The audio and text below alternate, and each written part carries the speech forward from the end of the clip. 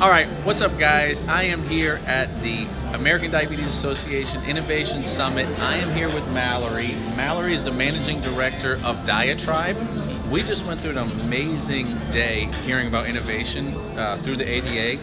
Mallory, first thoughts, what was your take on that whole day? I mean, I just think it was incredible to see so many people from different aspects of this industry coming together and talking about real ways to address the challenges that we're all facing, and having people think outside of the box in an innovation lab-like setting was incredible and really different from a lot of the conferences they get to go to.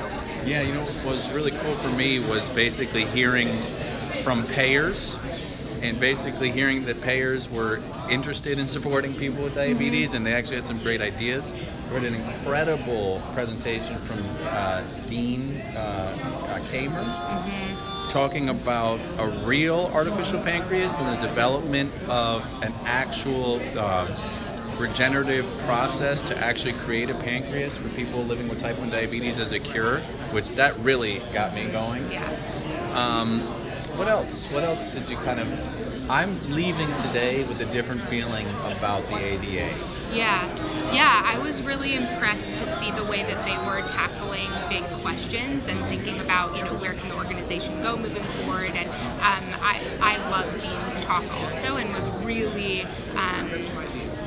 moved and inspired by the way he builds partnerships. Like, I think as a leader in a nonprofit organization, to think about the way we can work with the for-profit sector and different foundations and players to really make a difference in this space. I think he's an amazing example of how you bring together a lot of different types of institutions to make real substantial change. So I'm really leaving thinking about that. Me too. And guys, if you're following me on Facebook, I just posted a recap of Dean's presentation, which you should check out. Now, Mallory, can you tell us a little bit about Diatribe?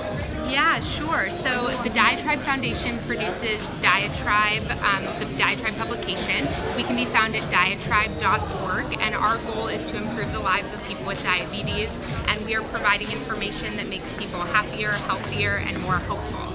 So you should definitely go check us out and subscribe, and we welcome you to our community. Now, are people that are in part of the international diabetes community, are they familiar with Diatribe? Yeah, most of our readership is from the U.S. at this point, but we do have readers from all over the world. So yeah, we are, a lot of what we cover in terms of the, device and drug, sort of what's coming down the pipeline is related to regulation in the U.S. But all of the, we also post a lot of, nutritional articles with recipes that you can make at home, and we're providing such a variety of information. I think it'd be helpful for anyone, anywhere. And a lot of it is coming from a first-person perspective of people living with diabetes. Is that right? So Adam's Corner, Adam Brown is one of our writers, and he has type 1, and so Adam's Corner is included in most of our newsletters, and all of his articles can be found online, as well as a link to download his book, Bright Spots and Landmines, which is an incredible resource. And then, we have a whole team of associates who are, working around the clock really to be getting the most relevant information possible. Now, this is just a question off the cuff, just listening to you. If there was a person living, say, in India, for example, and they felt like they had a story to share, how would they get in touch with Diatribe? Yeah, so they can email contact@diatribe.org, and currently we don't have writers from outside of Diatribe that contribute articles, but that is something that we're talking about for the future, so stay tuned. Okay, cool. All right, Mallory, it was really nice to meet you. Really nice to meet you too. Thanks guys, so much. This was a really cool event. We're going to go meet some more people right now. Okay, all right? awesome. Take Thank care, you. Mallory. You too. All right, guys, now we're going to go talk to the CEO of the American Diabetes Association, and Martha is a person who has been, I'm going to introduce you now, Martha. Guys, this is Martha. Hello. Martha is the interim CEO of the American Diabetes Association. She's somebody like me who's been living with type 1 diabetes for a long time. Now, I've been living with type 1 for 21 years. Can you maybe just share with the audience your type 1 diabetes, and then let's talk a little bit about today? Sure. I've gotten very comfortable talking about my diabetes and even my relationship with my diabetes recently. But I was diagnosed 42 years ago as a 21-year-old, and at the time they didn't have this kind of diagnostic tests that actually told them I was type 1. Okay. So for 3 or 4 years, they were trying to treat me without insulin. Wow. And that was not very successful. Yeah. But at the time, I could get 1 blood sugar reading every 6 weeks when I went to the doctor. One blood sugar every 6 weeks? Yes. So technology has come a long way. And guys, you know, I was saying to Martha before we started this conversation that I really am walking away from this conference with a different feeling about the American Diabetes Association, and what I'm feeling is I'm feeling excited. I'm feeling excited that the American Diabetes Association is totally focused on the future of helping people with diabetes, okay? And you talked a lot about the improvement in technology and also the need to make the technology accessible. Yes, one of our real concerns at the American Diabetes Association is that the affordability of many of the interventions and wonderful things that are coming to market simply leaves out an enormous number of people who have diabetes. Yeah. I use a continuous glucose monitor. It's very expensive. Yeah. I'm just very fortunate that I can afford to do that. I'm also just stunned when I go to our scientific sessions and start to learn about where the science is. It's as if all the stars are aligning, and all the pieces that you might need to move things forward a whole lot faster than they have in the last 42 years. Because 42 years ago, I was told that a cure was right around the corner. Yeah. We've heard that over and over again. Yeah. So Martha, how did you get involved with the ADA? Well, I had a very busy 35-year commercial business career, mostly in finance, and retired about 6 years ago. Didn't work so well. I'm back at work. But when I retired, I thought I wanted to spend my time doing something with a higher purpose than my business career had been. So I'm sure you've heard that from a lot of people. But that was my, and then diabetes was a natural cause. I went to the American Diabetes Association and asked what I could do. I started volunteering at the local level and was on their community leadership board and helped to raise money and got to understand what it was doing nationally. And every year during those 5 years, 6 years now that I've been involved, I kind of doubled down. Each year I gave more of my time and my money to advance, because they're doing amazing work. Yeah, so can you talk a little bit about some of that amazing work, because that was something I really took away from today, and I'm just going to switch here. Your arm's getting a little tired. So, He's good at this. Okay, so I heard of some amazing things today, guys, that the ADA is either sponsoring or doing a great job of bringing different industries together. Like we heard from Blue Cross Blue Shield today about how they are concerned about the cost, how they are proactively working to make solutions more readily available, and some of the regulatory challenges that are associated with that. Can you maybe just talk a little bit about if somebody wants to find out more about what the ADA is doing, right? Like literally, what are the steps that they can do to find out more and also get involved if they feel like, this is something I want to do? Well, we have a website. It's probably the easiest way. It's not necessarily the fastest way. If you're in a major city, then there's very likely an office of the ADA there, and just call them up and go talk to somebody and find out. Might be the fastest way to do it. But and that's counterintuitive, but it depends on what you're looking for as to whether the website's going to guide you easily to that. If you go to the website, there's a lot of consumer information on diabetes, but it will also tell you about our research programs. It will tell you about our advocacy programs, and it's one of the things that is very easy for people to get involved in immediately.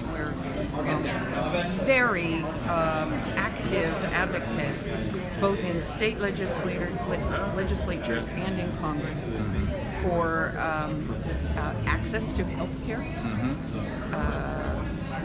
We were big contributors to getting many of the kinds of benefits in the ACA that allow people with chronic disease to get coverage. Can you talk a little bit about that? Because, like, just as an example, so as a person living with type 1 diabetes, I could not have started my company if it wasn't for the ACA.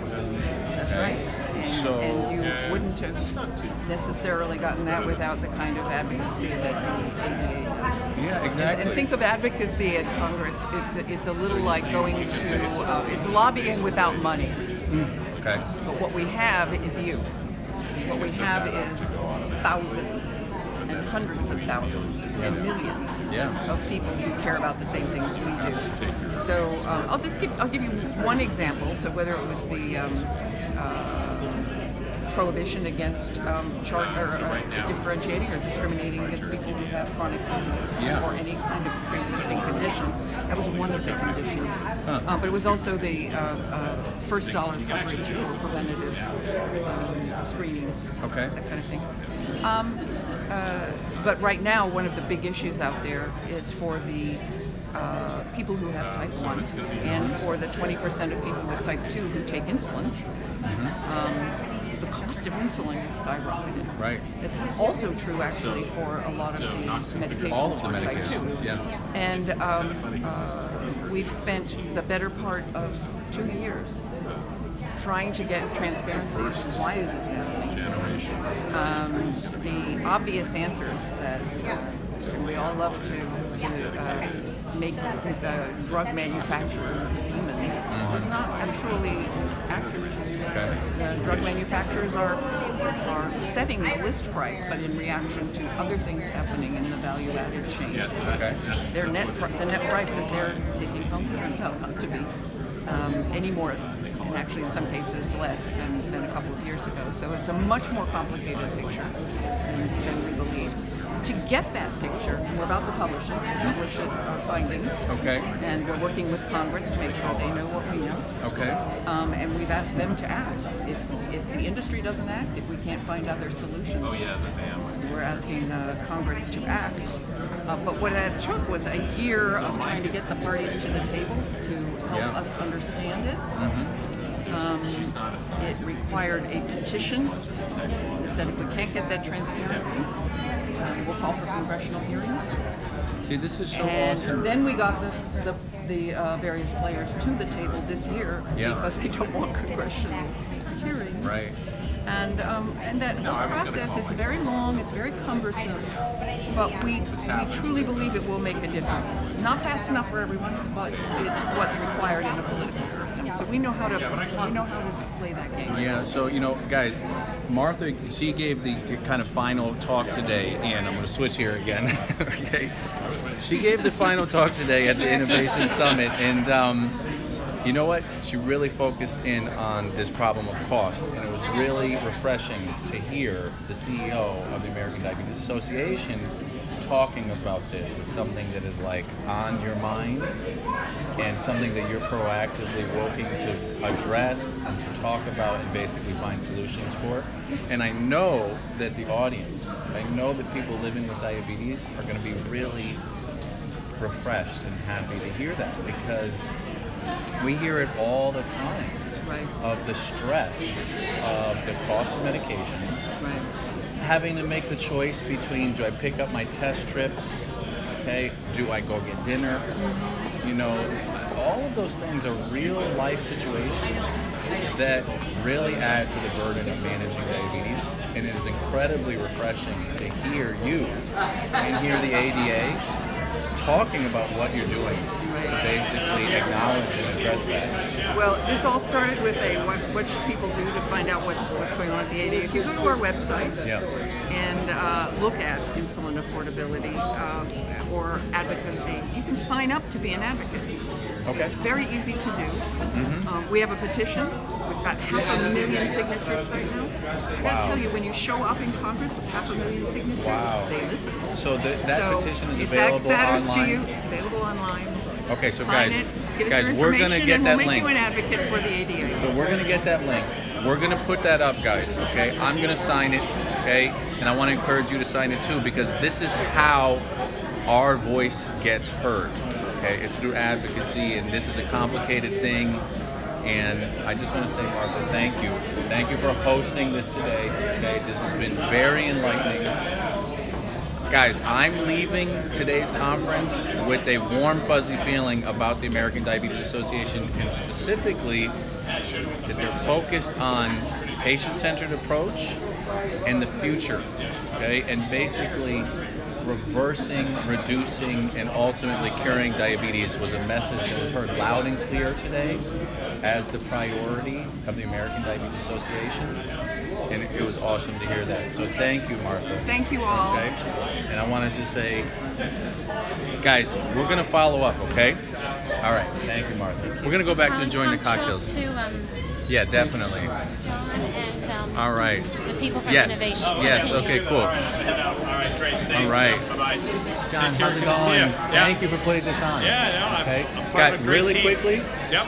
We're live right now All right, on hello. YouTube, Facebook, Instagram, and the GlucoseZone app. Okay? Excellent. Guys, I want to introduce you. This is John Brooks. John Brooks is the founder of Healthcare Capital. He's also the former CEO of the Joslin Center, okay? And the founder of Omnipod? Yep. Co-inventor, co-founder. Co-inventor, Yeah, founder yeah. of Omnipod. My one and only patent. Check it out. Guys, John Brooks, heavyweight in the diabetes community, and basically had a huge role in putting together today. Okay, if you don't mind, I just want to ask you one question. Sure. Because you hosted the investor panel. Yep. Yep. We heard a lot of really good stuff. What did you take away from the discussion that occurred in terms of innovation and investment, and what the challenges are going to be for the investment community to provide these types of services that we're talking about today? Yeah, it's a great question. I actually spend most of my day job working on that with a lot of interesting startup companies that I think are really doing great things. And it's really, I think, let's make sure we have real good metrics. Let's make sure we have outcomes, really showing that the value is real. Okay. It's impactful. It makes a difference. It resonates with patients, doctors, the healthcare system. So, because we have to drive this innovation forward. Whatever we've been doing for years hasn't been working. So, this is the path forward. But I think it has to be, measured. It has to be proven. You have to do, not that you want death by pilots, but you got to have a little bit of evidence to then, keep the ball running. Well, But you all know. We do. So thank you, All right, John. my Okay, pleasure. it was a No, great, thank great you. day today. All right. Okay, we'll talk to you soon. Okay, cool. Now, guys, now we're going to talk to the hosts. Okay, so guys, this is Mike. Mike, good to see you. Okay, I'm just going to switch here because my shoulder's killing me. So, Mike, where we are today is a place called Continuum. Okay, Continuum hosted this amazing event. Mike, can you just tell us a little bit about what Continuum does? Yeah, absolutely. So we're a design innovation company. Our work is involved in understanding people, understanding their unmet needs, both functionally and emotionally, and then as designers looking for opportunity to improve their lives. Okay. And that can be the design of a medical device, it could be a digital experience, it could be a service. And it can be, a lot of our work is in healthcare, clearly relevant to what we did today, but we're also working in other industries such as financial education.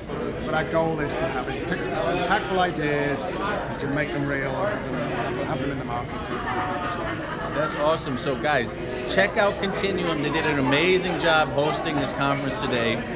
Now, this location that we're in, how long have you guys been here? We've been here about 18 months. We've been so in new. Boston. So the Continuum's been around now for 34, 35 years. Okay. We were just a few miles west of the city. We decided we needed to be in the city. The innovation these days has become a lot more collaborative. You need to be part of an ecosystem, you need to be part of a community. Part of the reason for us hosting today was because we wanted to engage. We wanted to engage with other people trying to innovate. Yeah. Innovation is not a solo sport. Yeah. You have to partner. You have to bring what you know, but also listen to what you don't know. Put those things together. And so being here in this environment, with this community, helps us be great. Yeah, so that's really cool, Mike, because today, basically all of the presentations today were about collaborative innovation. And it was really cool to hear all of the presenters basically sharing their ideas, but then also having a real dialogue about how can we collaborate to basically reduce, reverse, control diabetes. All right, so Mike, thank you very much. Pleasure, absolute pleasure. We'll see you soon, okay? Awesome. So guys, this is really a cool thing that happened today. I want to just take you guys a little bit so that you can see this whole kind of setup. So this is Continuum's collaborative workspace. Now what we're going to do is we're going to walk through this hallway a little bit. All right. Check this out. We've got the American Diabetes Innovation Summit. We've got some cool stuff in terms of envisioning the future of different things like parenting. Okay. And now this is cool, guys. This is something that we're going to set up at GlucoseZone. Okay. Is they have got a basketball hoop right here.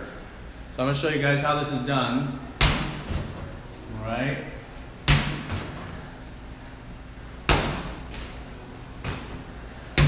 There it is. I got to work on my hoop skills. All right. Now, here's the thing, guys. You know, I'm a person living with diabetes just like you are. I have always had kind of mixed feelings about the ADA, and I really feel pleasantly surprised from having heard the information that was presented today, because people need hope. People need to hear about things that are happening in the future, okay? Because really, life is about living going forward, okay? And what was really cool about everything that was presented today was technology and innovation right on the horizon is going to make a huge difference in the lives of people living with diabetes. All right, and these are just some other people. So I want to introduce myself. Okay, I'm Charlie. We could just we're globally broadcasting right now. We're on Instagram, Facebook, YouTube, and our GlucoseZone app. We've got people from the States, from India, UK, Canada, really all over the world, okay? So if you wouldn't mind, just introduce yourself, okay, and what you thought about today's conference. I'm Jonathan Webb. I'm with the American Diabetes Association. I'm a little biased, but I thought it was a fantastic opportunity to bring a number of different industries together. No restraints put on what's possible. Yeah. Thinking about how we can all collectively work together to prevent diabetes, help folks manage diabetes, and even support people in the prevention efforts. Awesome. And hearing the discussion of what the problems were, thinking through how to bring those solutions together with the end user or the patient in mind, the customer in mind, and having the person living with diabetes at the heart of that was very encouraging to have so many people in the room, so many bright people in the room, thinking that way, all for the folks living with diabetes. Definitely. I had the same exact feeling. And now, so how's it going? Sure. I'm Charlie. Hey Charlie, I'm Chris Boynton. Hey, I'm with Chris. the American Diabetes Association also. Great. And what's your role there? I'm the Territory Vice President for the East Coast. Oh, cool. He's out. Awesome. Awesome. So, when are we going to do this again? I mean, this was really a wonderful event. One of the things that I was talking with Martha about is making sure that people living with diabetes hear what we heard today. You know, that's what I really kind of felt. It's like, wow, it's like people with diabetes need to hear this. It can't just be the professionals. Right. I think sometimes people living with diabetes can be very isolating. They feel like they're in it alone. And if they were here, if they had an opportunity to see what's going on here, they would know they weren't in it alone. There's a lot of people who are working for solutions, ways to make their lives easier, but also hopefully find a cure.